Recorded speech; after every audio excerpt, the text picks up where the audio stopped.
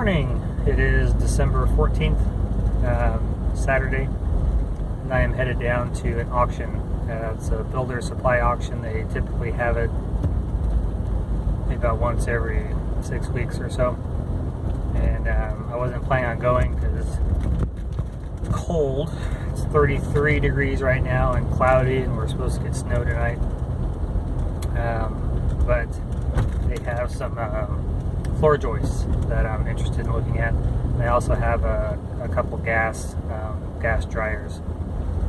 This particular auction only has one person auctioneering, and it's a pretty big place, so you tend to sit around and wait.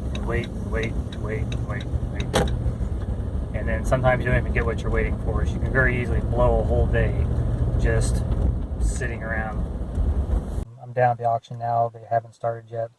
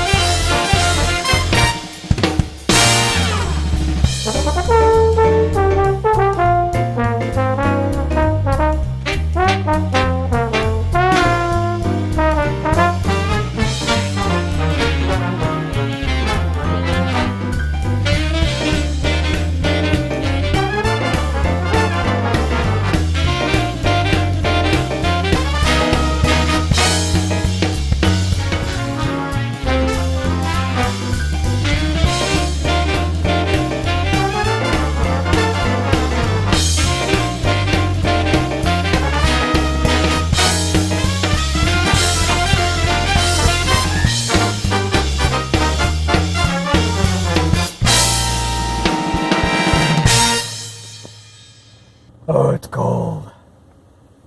So I got my floor joists.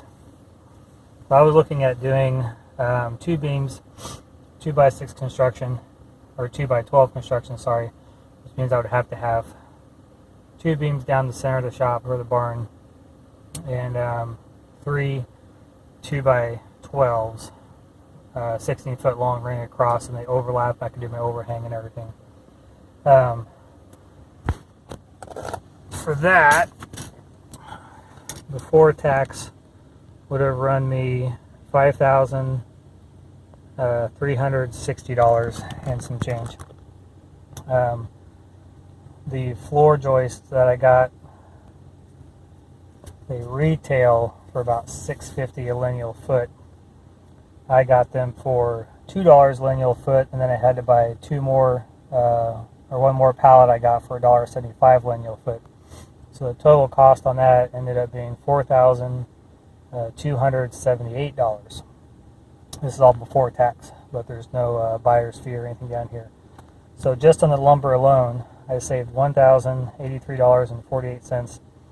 And I'm also going to save, because now I can do 1 beam instead of 2. So I'm going to save on concrete, so no longer have to pour footings under that beam. Here's the problem though. They're 40 foot long, and the other pallet's 38 feet long. With my trailer, I can take the 20 footers today, but I got to figure out how in the heck I'm going to get these 40 foot long and 38 foot long I-joists up to the land. The next problem is I have to store them. So they're already wrapped, so as long as I can get them off the ground and leave them in the wrapping and maybe even tarp it, they should be fine until couple months when we start framing. It's about 2 o'clock, so I spent 6 hours at the auction. As you can see in the back, that's going to be our new gas dryer. It's a high efficiency Kenmore, and I looked it up before we bought it, and it retailed for a little over $1,100, about $300. So going to auctions is worth the wait sometimes. It seems like the worse the weather, just everyone's walking around freezing. There was, I think, watching people's numbers I was 125 and they started at 100, so I was the 25th bidder in the door, and the highest number I saw was 83. But I know people left. I mean, kind of they got there and they were cold and they left, so I was probably only had about, in the crowd around where they're bidding at, maybe 40 people, 40, 50 people. And then as that thinned out, when I got to the dryers, there was probably 30 people there. And in both instances, I was only bidding against one person. And the other lady who was bidding on the phone with her husband, and they were arguing back and forth about what they needed for their floor joists. And then finally she just gave up and goes, "Oh, just go on." And so it may have gone up a little more, but even if it did go up a little more, I would have been more than happy going up to 220, 225, 230, whatever it ended up being, in order to get those floor joists, because that's the beefiest floor joist I can get in that brand, and I already know that it will more than span what I need. The span chart shows it on a 480 deflection, and that's how much your between point A and point B, how much it will dip in the middle. And you want to be a certain amount so the floor doesn't bounce if you're going to do tile and things like that. So 360 is like, if you want to have a trampoline floor, 360 is what you can do. The next one would be 480, I believe, and that's pretty standard. You go up higher than that, you're going to get into a much stiffer floor. So I got a 480 deflection, and that's at a 20, almost 24 foot span. I can take those. I'm only going 18 feet. So when you narrow that span down, that means I went from a 480 probably clear up into a upper 500 range probably. And one more thing I thought about while I'm driving here on the auction is, in today's technology, I can walk in there with my phone and use Amazon or I don't know, my Walmart or Home Depot or whatever app you have, and sometimes I have to check multiple ones, but they usually have a barcode scanner on them. And so a lot of these items, at least the auction I was at, still have the barcodes on them. Like I said, they get them from Home Depot or places. So I just walk up, scan the barcode, tells me how much it's worth, or how much that the Home Depot is selling it for. And then I know if I'm bidding too much or not enough. You can always just do a Google search for a lot of these items and bring them up as well.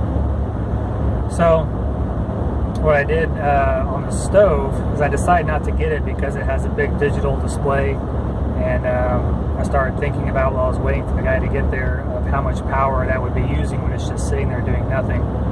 So I think we're just going to get a very basic, standard, no digital display, no nothing, gas range, and then we'll just put a clock on the wall, battery operated or wind up, whatever. I don't think we need to have all the fancy digital stuff. Turn it on and it works. Those are also a lot cheaper, but the stove was $680 on Home Depot's website. And when the auctioneer got there, he goes, "Oh boy, look at this $4,000 commercial Samsung stove. $4,000, guys, come on, give me a bid." It's a $680 stove. So he got people bidding on it, and those who are uneducated or don't know what they're looking at, they bid it clear up to, I think, right about $600. If you're within that much, that close to the actual retail price, just go buy it at the store. This is an auction. These items have been shipped and moved around a lot. They may have a dent and ding somewhere. It may have something not working on it. I mean, you don't know. It could have been a returned item. Most ones I usually get are still inside the box. So the one I got, you can see it back there, is still boxed up 100%. Shouldn't be any issues with it at all. But sometimes they'll rip the boxes open so you can see what's in there. But just use common sense. If you're looking at it and it looks like it's been sitting there for a while and it's got dust on it, and all the parts are just kind of laying. You buy something brand new, it has all the parts usually taped in somewhere. The parts are just kind of thrown inside the fridge or inside the stove. Maybe missing something. So if you get close to the actual retail price, just go buy it at the store. you may be able to get it on sale and get the price down to where you would have gotten it at the auction if you paid that much for it anyways. And you typically get a 30-day, return on it, or some sort of store warranty is on top of the factory warranty, things like that. Typically, you get things at an auction, you may not get a warranty on it. So this dryer, over $1,100 if I were to buy it at Home Depot. Let's just say I got it for $1,000 on sale. I just bought it for $300. If it lasts us a year, it's worth it. Knowing me, I'll probably figure out how to fix it anyways. But glad for today. Good job.